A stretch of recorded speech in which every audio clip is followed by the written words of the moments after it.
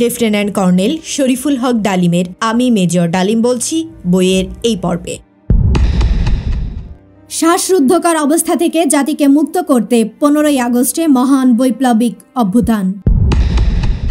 72 থেকে 75-এর 15ই আগস্ট অবধি আওয়ামী বাকশালী শাসনকাল এদেশের ইতিহাসে সবচাইতে কালো অধ্যায় হিসাবে চিহ্নিত হয়ে থাকবে।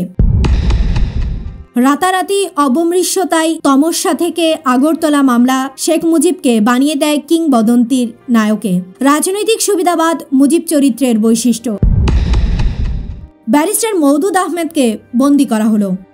স্পেশাল পাওয়ার অ্যাক্টের আওতায় 29 ডিসেম্বর 1974 সালে তাকে বন্দী করা হয়। রাজনৈতিক শূন্যতা এবং উপযুক্ত নেতৃত্বের অভাবে রাজনৈতিক দলগুলো যখন ক্রমশ দুর্বল হয়ে পড়ছিল, তখন 1947 সালে দেশের কিছু বুদ্ধিজীবী ও রাজনৈতিকভাবে সচেতন ব্যক্তিবর্গের প্রচেষ্টায় গড়ে তোলা হয় civil liberties and legal aid committee.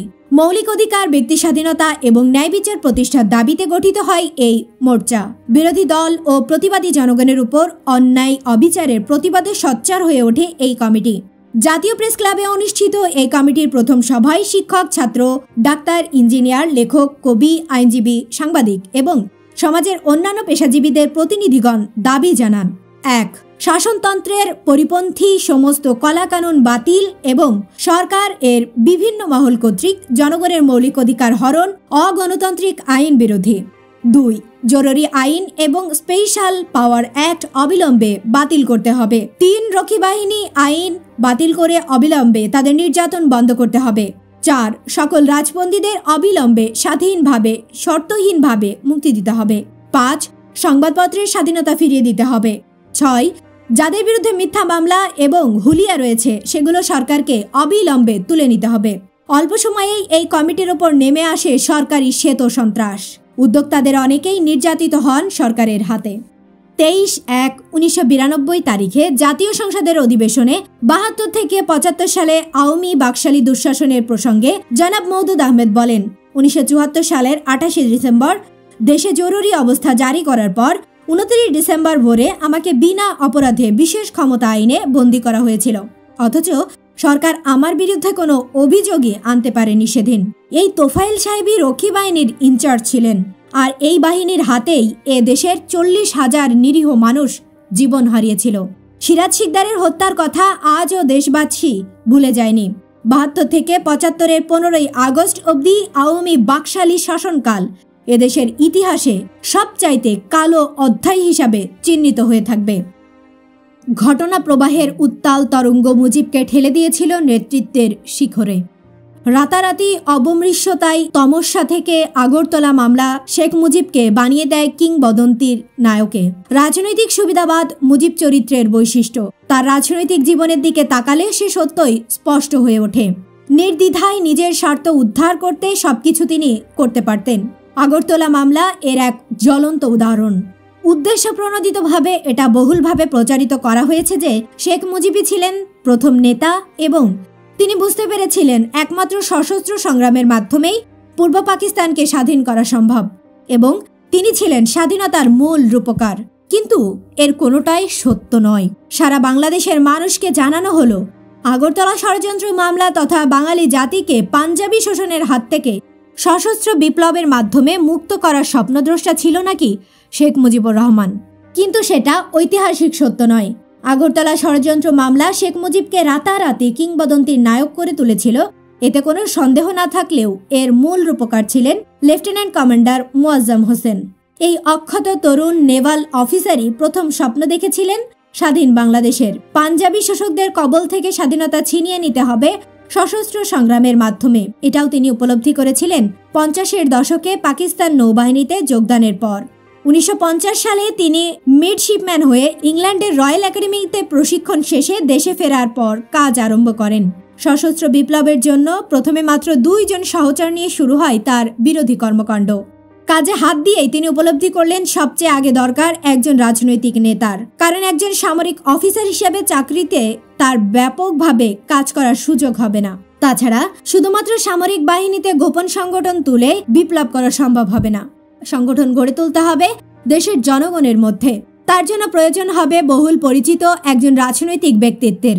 সুপরিচিত নেতার ডাকেই অস্ত্র হাতে তুলে নেবে কর্মীরা, যিনি যোগাযোগ করবেন রাজনৈতিক দল ও নেতাদের সাথে। কিন্তু বেশিরভাগ নেতারাই তার প্রস্তাবে তেমন একটা গুরুত্ব দেয়নি। যারা দিয়েছেন তারা জুড়ে দিয়েছেন বিভিন্ন শর্ত। তাদের গদি দিতে হবে। অনেকে তাকে পাগলও বলেছেন প্রস্তাব শুনে। ভয়ে আটকে উঠেছেন অনেক নামি দামি নেতা। 1964 সালে তিনি শেখ মুজিবুর রহমানের সাথে এ ব্যাপারে আলাপ করেন। শেখ মুজিব তার প্রস্তাব শুনে বলেছিলেন, যতটুকু সম্ভব পরোক্ষভাবে সহযোগিতা করবেন, এতটুকু পর্যন্তই, এর বেশি কিছু নয়। 1966 সালে কমান্ডার মোয়াজ্জেম চট্টগ্রামে বদলি হয়ে আসেন। এতে তার তৎপরতা আরও জোরদার করার সুযোগ পান তিনি। 1967 সালের জুন জুলাই মাসে তিনি তার দুই প্রতিনিধি জনাব স্টুয়ার্ট মুজিবুর রহমান এবং জনাব আলী রেজাকে আগরতলায় পাঠাতে ভারতীয় সাহায্যের আশায় জনাব স্টুয়ার্ট মুজিবুর রহমান এবং জনাব আলী রেজাকে আগরতলাতে পাঠান ভারতীয় সাহায্যের আশায়। তার প্রতিনিধিদের সাথে ভারতীয় সরকারের আলোচনা তেমন ফলপ্রসূ হয়নি। মুজিব সরকার কিংবা তার দল এ বিষয়ে বরাবরই এক রহস্যজনক নীরবতা অবলম্বন করে এসেছে। 1967 সালের নভেম্বর মাসে কমান্ডার মোয়াজ্জেম রাওয়ালপিন্ডি পাঠানো হয়। সেখানে পৌঁছে বিভিন্ন সূত্রে তিনি জানতে পারেন পাকিস্তান ইন্টেলিজেন্স সন্দেহ করছে যে কমান্ডার মোয়াজ্জেম রাষ্ট্রদ্রোহী কর্মকাণ্ডের সাথে জড়িত। এই খবর জানতে পেরে ছদ্মনামে 7 ডিসেম্বর 1967 ঢাকায় চলে এসে তার ছোট ভাইয়ের সিদ্ধেশ্বরী বাড়িতে আত্মগোপন করে লুকিয়ে থাকেন। 9 তারিখ প্রায় রাত 11টার দিকে তৎকালীন পাকিস্তান সেনাবাহিনীর গোয়েন্দা বিভাগে চাকুরিরত ক্যাপ্টেন নুরুল ইসলাম শিশু, পরবর্তীতে জেনারেল রাজপুটিন অব বাংলাদেশ ও আরও কয়েকজন হঠাৎ করে বাড়িতে হানা দিয়ে কমান্ডার মোয়াজ্জেম হোসেনকে ধরে নিয়ে যায়। তিনি তখন শারীরিকভাবে অসুস্থ। নিয়ে যাবার সময় ক্যাপ্টেন নুরুল ইসলাম জনাব মোয়াজ্জেম হোসেনের স্ত্রী কোহিনুর হোসেনকে বলেছিলেন বিশেষ প্রয়োজনে তাকে ঢাকা ক্লাবে নিয়ে যাওয়া হচ্ছে ঘণ্টাখানেকের জন্য। কিন্তু তাকে মুক্তি দেওয়া হয়েছিল 15 মাস পর। অকথ্য নির্যাতন করা হয়েছিল তার উপর। দীর্ঘ 15 মাস অকথ্য অত্যাচার করেও পাকিস্তান সেনাবাহিনীর গোয়েন্দা বিভাগ তার কাছ থেকে কোনো কথাই বের করতে পারেনি। এরপর 1968 সালের জুন মাসে ঢাকা ক্যান্টনমেন্টে শুরু হয় বিখ্যাত আগরতলা ষড়যন্ত্র মামলা। 1 নম্বর আসামি কমান্ডার মোয়াজ্জেম হোসেন। পরবর্তীকালে পাকিস্তানের অধিকর্তারা বুঝতে পারেন কমান্ডার মোয়াজ্জেম হোসেনকে প্রধান আসামি বানানোর ফলে সারা বিশ্বের কাছে মিলিটারি ইন্টেলিজেন্সের ভীষণ বদনাম হচ্ছে। তাই সিদ্ধান্ত নেওয়া হয় 1 ঢিলে 2 পাখি মারার। জড়ানো হয় শেখ মুজিবুর রহমানকে প্রধান আসামি হিসাবে। পাকিস্তান সরকার রাজনৈতিক মতলব হাসিলের উদ্দেশ্যে মামলা শুরু হওয়ার পর কমান্ডার মোয়াজ্জেমের নাম 1 নম্বর আসামি থেকে কেটে 2 নম্বর আসামির জায়গায় সরিয়ে নেয়। আর এভাবেই ওই মামলা সাপে বর হয়ে শেখ মুজিবকে গড়ে তোলে কিংবদন্তির নায়ক হিসাবে। 69-এর 15ই ফেব্রুয়ারি সার্জেন্ট জহুরুল হককে গুলি করে মেরে ফেলা হলো মিথ্যে অপবাদ দিয়ে। তিনি নাকি বন্দী অবস্থায় পালাবার চেষ্টা করেছিলেন। এই ঘটনারই পুনরাবৃত্তি ঘটেছিল মুজিব শাসনকালে বিপ্লবী নেতা সিরাজ শিকদারের মাধ্যমে। শেখ মুজিব সম্পর্কে কমান্ডার মোয়াজ্জেম তেমন আকর্ষণ বোধ করেননি কখনোই। শেখ মুজিব দলের ওপরেও তার আস্থা ছিল না। কমান্ডার মোয়াজ্জেমের স্পষ্টবাদিতাকে শেখ মুজিব কখনোই পছন্দ করেনি। 26 মার্চ 1971 সালে ভোর 6টার দিকে হানাদার বাহিনী তাকে বাড়ি থেকে ধরে নিয়ে গুলি করে হত্যা করে।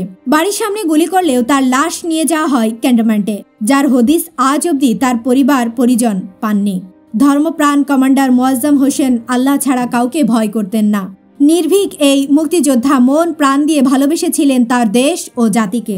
সঁপে দিয়ে গেলেন প্রাণ স্বাধীনতার জন্য। দেশ স্বাধীন হলো। শেখ মুজিবুর রহমান একচ্ছত্র নেতা হিসাবে রাষ্ট্রীয় ক্ষমতা কুক্ষিগত করলেন, কিন্তু কমান্ডার মোয়াজ্জেমের ত্যাগের প্রতি সম্মান দেখাতে পারেননি তিনি। কখনো সত্যকে তুলে ধরেননি জনগণের সামনে। চুপটি মেরে বসে থেকে সব কৃতিত্বই নিজেই হজম করে নিয়েছেন নির্বিবাদে।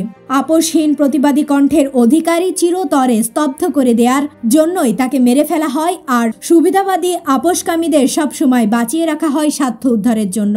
সে হিসাবেই 26 মার্চ প্রাণ দিতে হয়েছিল কমান্ডার মোয়াজ্জেম হোসেনকে পাকিস্তান হানাদার বাহিনীর হাতে, আর শেখ মুজিবুর রহমানকে নিয়ে যাওয়া হয়েছিল পাকিস্তানে। এমনটি ঘটেছে, সর্বদা ঘটবে ভবিষ্যতেও, ইতিহাসও তাই বলে। বইটির ধারাবাহিক অডিও বুক শুনতে চ্যানেলটি সাবস্ক্রাইব করে সাথে থাকুন। ভালো থাকবেন।